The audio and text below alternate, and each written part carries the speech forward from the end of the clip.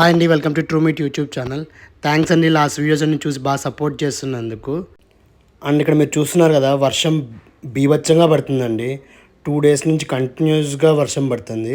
And అక్కడ ఎదురుగా water నిలిచిపోవడం చూస్తున్నారు కదండి, అది డౌన్ ఉండడం వల్ల వర్షపు నీళ్ళు అంతా అటు సైడ్కి వెళ్తున్నాయి అనమాట. అక్కడ రోడ్డు ఉంది ఆ సైడ్కి వెనక పక్క. అండ్ మేకలు కూడా చాలా ఇబ్బంది పడుతున్నాయండి, లోపలే కొట్టంలోనే ఎక్కువసేపు ఉంటున్నాయి. అండ్ ఈసారి వర్షాకాలం తగ్గితే మొత్తం అది రెడీ చేయించాలండి. అండ్ ఎప్పుడన్నా కొంచెం వర్షం తగ్గితే అలా బయటికి వస్తున్నాయి అవి.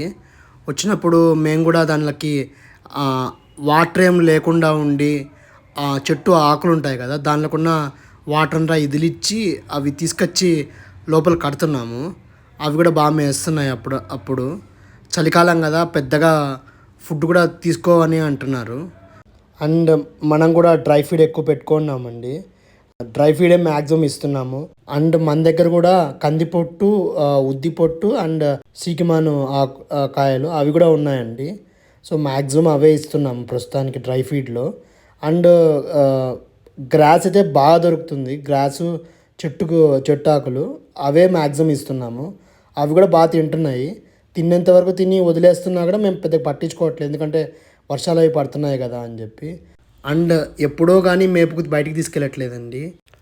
అండ్ మేపు కోసం బయటికి తీసుకెళ్ళినప్పుడు మాత్రం బాగా మేస్తున్నాయి. మేము కూడా దానికి కావాల్సిన జాగ్రత్తలు తీసుకుంటున్నాము. అండ్ చెట్టును కూడా బాగా ఊపి దాని మీద ఏదైనా వాటర్ ఉంటే అవి తీసేసి దాని తర్వాత దానికి ఫుడ్ ఇస్తున్నాము. అండ్ పిల్లలకు కూడా పాల తర్వాత ఏదైనా ఆకు ఇస్తున్నామంటే అది వేపాకే ఇస్తున్నామండి. అండ్ కోళ్ళ విషయానికి వస్తే ఆల్మోస్ట్ చిన్నపిల్లలు అన్నీ చనిపోయాయండి. ఓన్లీ కొంచెం పెద్దగా ఉన్న కోళ్ళు మాత్రమే బతికాయి. బాతుల్లో కూడా ఒక బాతు చనిపోయింది. 2 బాతులు ఉన్నాయి. వర్షాకాలం అవ్వడం వల్ల ఈ ఇబ్బందులన్నీ వచ్చాయండి. అండ్ కోళ్ళల్లోనే మేము మొదటి నుంచి కూడా అనుకుంటున్నాము కోళ్ళు పెద్దగా నిలబడవని చెప్పి. సో పెద్ద కోళ్ళన్నీ బాగున్నాయండి, గుడ్లు పెట్టే కోళ్ళు అవన్నీ బాగున్నాయి, కడక్నాథ్ కోళ్ళు రిమైనింగ్. బట్ చిన్నపిల్లలు ఏవైతే తెచ్చామో అవి చనిపోయాయి. అండ్ కడక్నాథ్ కోళ్ళు కూడా మొత్తం 16 గుడ్లేమో ఇచ్చాయి. 1 or 2 days చూసి అవి కూడా పొదిగేస్తామండి.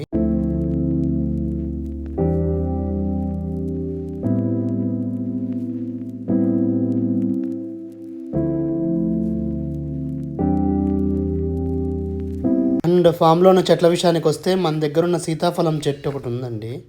ఎప్పుడో పాతకాలంలో అక్కడ గింజలు వేస్తే అక్కడ ఒక చెట్టు వచ్చిందండి, దానికి కాయలడం స్టార్ట్ అయ్యాయి. అండ్ లాస్ట్ ఇయర్ ఒక 10-20 కాయలు వచ్చాయండి. ఈ ఇయర్ మాత్రం ఫుల్ క్రాప్ వచ్చింది. And thank you very much అండి. Please like, share and subscribe to Trumit YouTube channel.